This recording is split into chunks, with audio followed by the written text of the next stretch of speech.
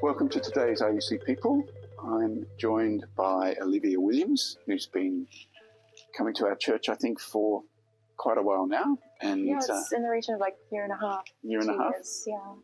So thanks for joining us, Olivia. Chance to get to know you a little bit better. Thank you for having me. Pleasure. So Olivia, tell us, what do you do with yourself most of the time these days? Are you studying? Are you working? So at the moment, I'm a first-year UCT student. I'm doing a BSc in physics and astrophysics. So that does keep me fairly busy a lot of the time. Yeah. And how did you decide to do that? So, yeah, it's a long story. I think probably the interest came about in grade 8. Around then, I got into it from the photography side. So I do a bit of photography as well in my spare time. And I got really interested in taking pictures of galaxies and the Milky Way and those kind of things. So I think that really sparked the interest. And then I discovered the observatory we have here, an observatory, and the talks that they do sort of bi-monthly talks on a Saturday, science talks. I went to a lot of those. And I really think that sparked the interest, and then just reading books, and sort of, throughout high school, that interest really, really built. And then, And so decided to try and make a career of it, or just to at least study it and then see? Yeah, that's kind of, and then see, I think, is the current path at the moment. I'd really love to go into research. I think that would be fascinating, but it is obviously very competitive. Academia is very competitive. So, I think just studying it is going to be enough for now, and then the future will dictate what happens after that. And are you happy with your choice so far? Are you enjoying it? Yeah, I'm super, super happy. It's obviously a lot of work, but it's what I expected, and I'm like so enjoying being in an environment with other people who are super interested about the same things. And obviously UCT has top level professors in the field. So that's been so amazing as well. And the resources as well at UCT is super well resourced. So having access to all of that, and especially for physics, having access to a fully equipped lab, because the experimental side is also something I'm super interested in. So we have lab sessions, on a Tuesday. It's not every week, but we do, a few per term. And so having access to, a full complement of lab equipment has been absolutely amazing. Wow. Yeah. And what are the opportunities for an astrophysics graduate? So, South Africa actually has quite a lot of opportunities, relatively speaking, just because of our location and our beautiful skies.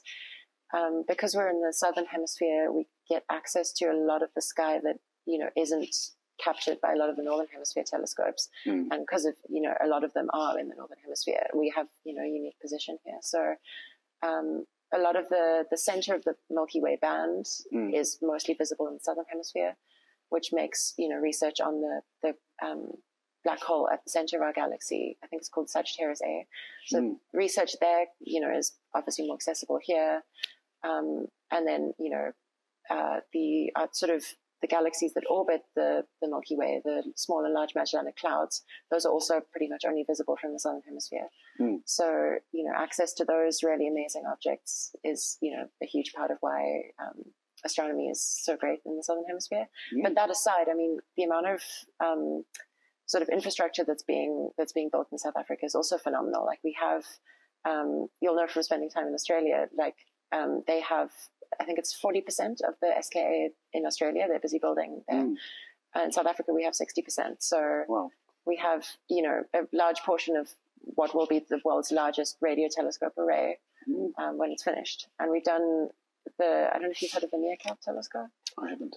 So the Meerkat is a particular, focuses on a particular wavelength of radio light. I think it's the mid-spectrum. I can't remember exactly now, but they've essentially used it as like a test ground for the SKA. So they'll form like the center of what becomes the SKA array. It's what's called an interferometer telescope, which is where you have lots of radio dishes all separated out, and then you use that separation to increase the resolution of your image. Essentially, like having two eyes, and how the separation allows you to create depth of field. It works in a similar way.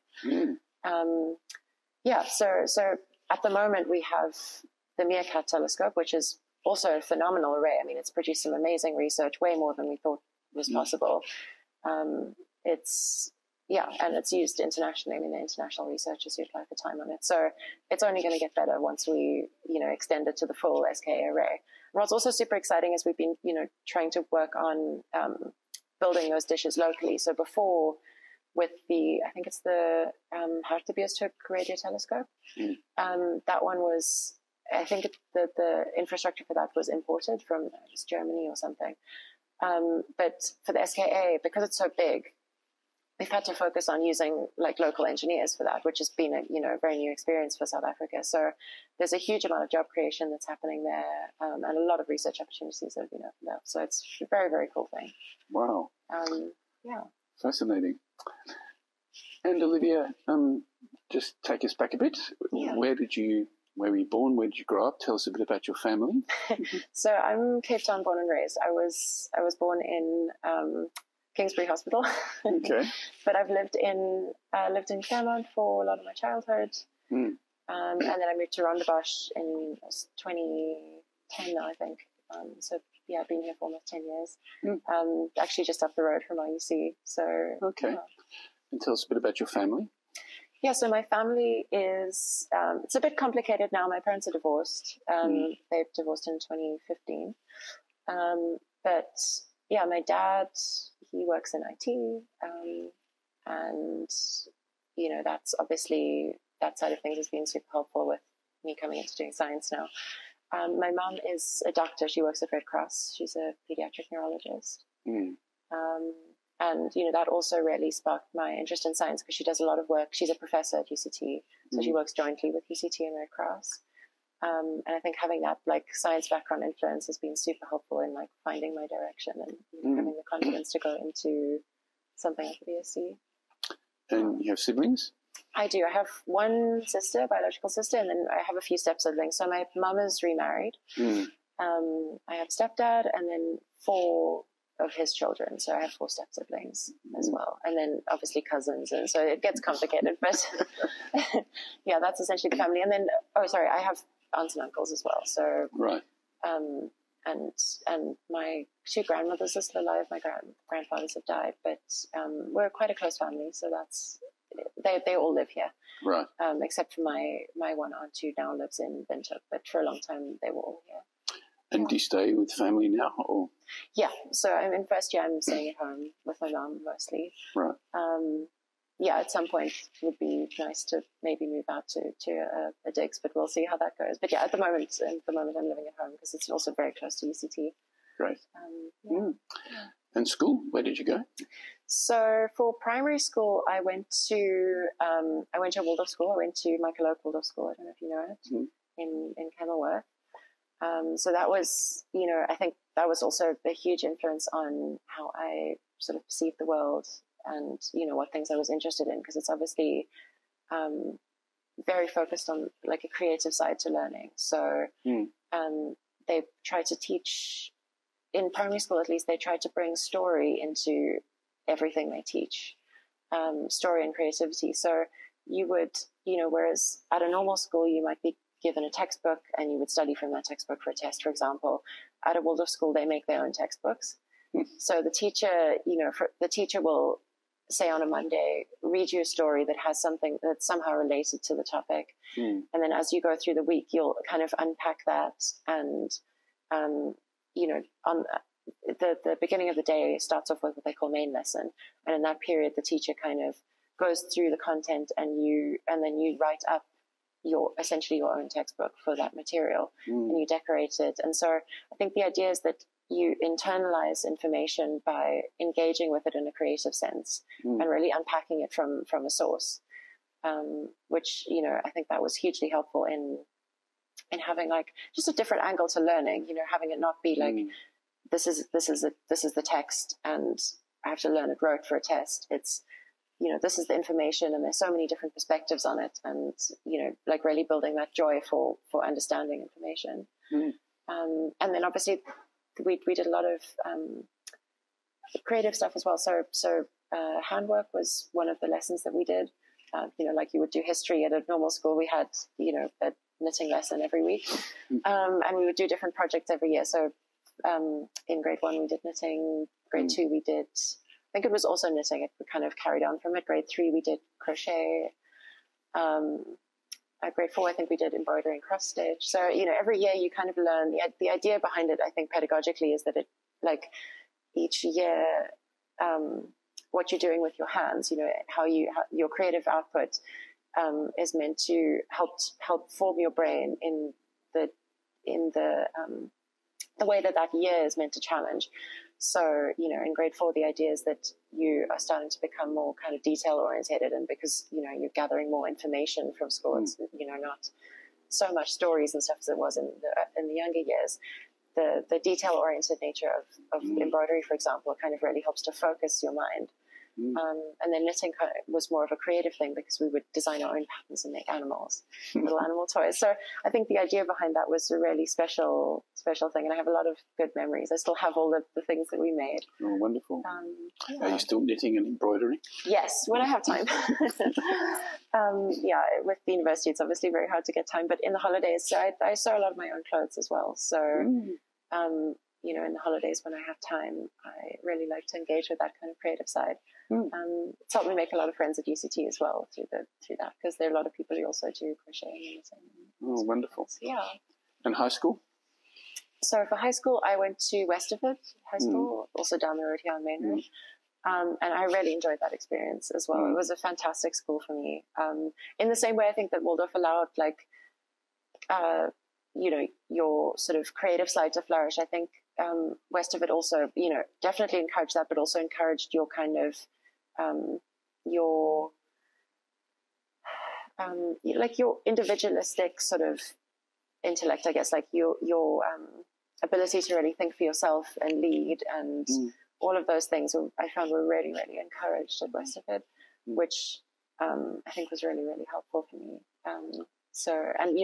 Meeting other people there who were also kind of in a like-minded sense, it was really, really, really brilliant.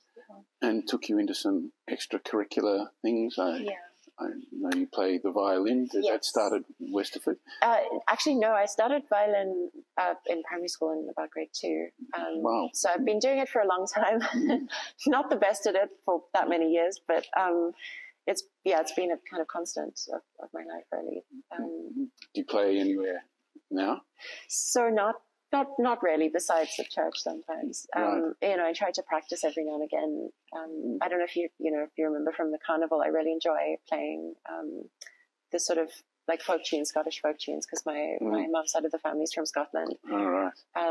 And so, there's a lot of connection there, and we have some old sort of tune books that they brought back from Scotland. So I really enjoy that side of it, the more fun side of music, now that I'm not doing it, doing classical music exams and things like that. So I really enjoyed exploring the more fun side of the instrument. And then, what I did start in high school was recorder. So I've been doing recorder since grade 11. I had a brilliant teacher called Birgit Penny at Westerford. And that was also the recorder's become my kind of new love as an instrument. I mean, the violin's still a constant, but I think recorder really, there was a level of expression, I think, that I wasn't able to get on the violin, and that I've really loved having on the recorder. And do you get to play with anyone or anywhere, or just at home? So a lot of playing at home. Neighbours telling me to stop playing too late into the night. But my current teacher actually is very involved with the Baroque music scene in Cape Town. Okay. So that's been so nice to kind of get access to that. She does these quarterly concerts with. There's a guy called Bill Robson who lives in Nerdhook. I don't know if you've come into contact with him in the music scene, but he builds Baroque, like period accurate Baroque keyboard instruments, so harpsichords, organs, like absolutely beautiful things. And he has an amazing property that he lives on in Nerdhook, which he's sort of there was a ruin on the property, and he's tried to kind of bring it back using traditional building techniques and stuff to look at some of that heritage. So it's it's been amazing to be able to play there in that kind of space and engage with people who are interested in Baroque music, because it's such in a way it has a big connection to modern music, just because there was kind of revival at the same time that the 20th century, more like atonal music, was happening. And in the same way, people have kind of taken it on as a real opportunity to be creative with how the music is interpreted, because a lot of like classical and romantic period music is it's all written down in the score. You play it as the composer intended. But with Baroque music, so little is written down, because a lot of it was just assumed to be, a lot of it is the skill of the performer. Willem here would know with the organ, a lot of organ music is written out using, it's not realized is the term. So it means that they use just numbers which represent chords and chord inversions, and then a walking bass line, and from that you interpret the whole piece using your music theory knowledge. So there's a huge amount of that kind of thing in Baroque music, where it was all down to the performer to interpret and really bring the music alive. And so engaging with those people who are really like, they take a new side to music, and they're really interested in kind of looking back and trying to interpret it in a new way, but still holding it true, obviously, to the original music. So it's been really interesting. It's been really, really cool to get involved with that community. And photography. Yeah, so it's not a thing I do a huge amount now besides the astrophotography. So I really enjoy, which is a whole field on its own. It is. Yeah. No, but I really enjoy hiking and climbing as well, being out in nature. So whenever we go to Cedarburg or something, or we were in Namibia recently for the university back, having access to dark skies and being able to take photographs at night is really amazing experience. And again, as I said, something quite unique we have in South Africa. Like if you imagine being in the UK or Europe, you drive for hours and you probably still wouldn't find dark skies as good as what we have here, maybe 2 or 3 hours away. Sure. So we have a really, really amazing opportunity here, I think. So that's what I the sort of side of photography that I still do a lot of, and that involves taking, I won't get too into the technical side of it now, but it's essentially taking lots of long exposures, and then you use software to stack them together. And then that way you can subtract noise from the images and create a much better final picture that you can extract more detail from. Okay.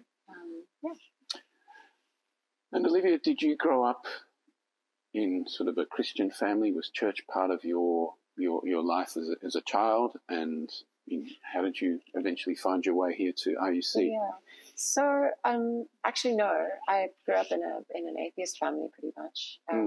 Although that being said, at Waldorf they really kind of encouraged looking into different religions. So they brought different creation stories into the material that we learned, which was a really brilliant foundation, I think, into just having choice, I guess, and into what path we want to follow as adults. But on my mom's side of the family, my aunt and uncle and my grandmother are actually Buddhist.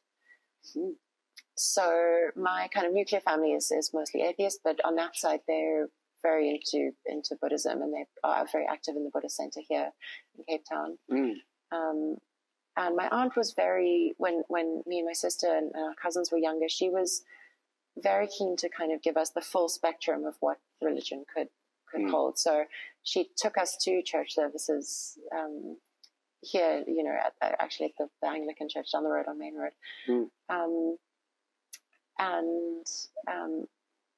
Having access to those experiences, we also obviously went to the Buddhist center and kind of experienced some of how they practice. But I think having that spiritual influence, on that side of the family has also been really helpful in sort of me finding my path. So Christianity, I guess, was my parents grew up Christian. They are no longer, but my dad went to St. Thomas's Anglican Church down the road here. And so I think, having that background in the family was helpful when I was kind of figuring myself out. I could ask questions to them. But I think, in terms of actually joining RUC and becoming more involved in the Christian community here, it actually started off at the brass band concert in 2022, I think. And my uncle is in the brass band concert, Len Wellington Smith, right? My step uncle, and so we as a family were coming to support, and I really enjoyed that experience so much. And then I found out that my friend Hannah Reese is part of RUC as well. So I talked to her, decided I would like to come to one of the services to see what it was about here, and I just ended up falling in love with the community and everything about RUC. It's such a wonderful kind of just open and kind community. And then I think from that the more religious and spiritual side grew, I think, because I obviously didn't have a huge background in Christianity before, but I joined the Bible study we have with Hugh and Amy and Hannah and Josh, and we through that I think gained a lot of insight into Christianity, and obviously through sermons and being at church now. So I think I still would probably consider myself agnostic. I'm still on a kind of faith journey, I would say. But I think being in contact with Christianity through the lens of RUC has been incredibly helpful, I think. It's really interesting. When you were talking about the Waldorf experience, I was thinking that's probably the way RUC and Robert approaches the Bible. It's not here's the truth, you accept it. It's trying to explore and look at different ways to think about it. And you're in a community with some bright people who are really wrestling more deeply with some of those bigger questions. So hopefully that feels a bit more comfortable. No, I was also actually thinking the same thing. Like at RUC, the value comes from really digging into the material and looking at context and interpretation, which I think has been incredibly helpful, rather than a much more kind of traditional, maybe dogmatic is the wrong word, but a more traditional approach, I think, to Christianity. So it's been really helpful to get it through that lens, I think. Okay. And so, and in your life, what have been some of maybe the more challenging things you've had to deal with? So, I mean, as I said before, I think my parents getting divorced was, probably one of the tougher things I've had to deal with. I think the family dynamic shifting is always tough. I mean, moving schools was also really tough. But I think that would have to be something I'd think a little bit deeper about. It's okay. It's a tough question. No problem. And fun. You've talked on some of the things you love to do, but it sounds like you have quite an eclectic and diverse range of interests and hobbies. Yeah. Any you haven't told us about? So, I mean, within the crafting side, I do a bit of spinning as well, and I've done a bit of weaving in the past. So, I think I've tried to explore every avenue of that. You're good with your hands.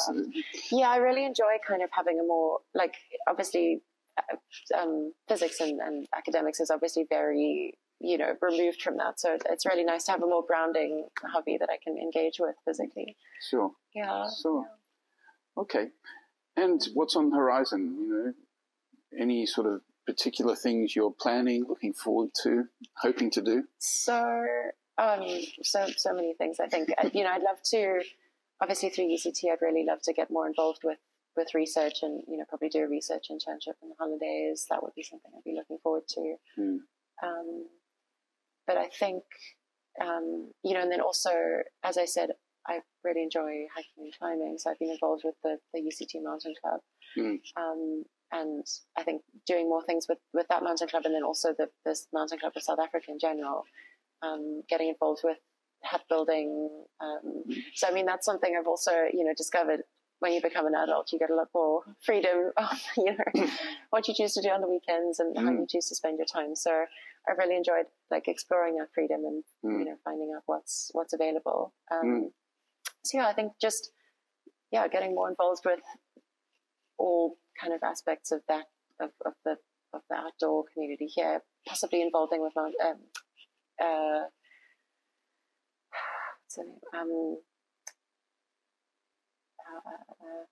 I've forgotten this word now.